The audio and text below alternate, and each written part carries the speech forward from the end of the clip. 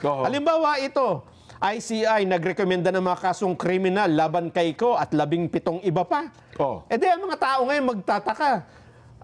Ano mga pinagbatayan ng kasong ito? Oo nga, hindi pa naman pinapatawag si Congressman Saldico Yes, nila. hindi pa naman nakakausap, di ba? Ba't kakasuhan ka agad? Ito ba ay kasong matibay o ito ay kasong ipapail mo lang para Para lang masabi makasuhan. at deliberately para ma-dismiss balang araw, oo di nga, ba? oo.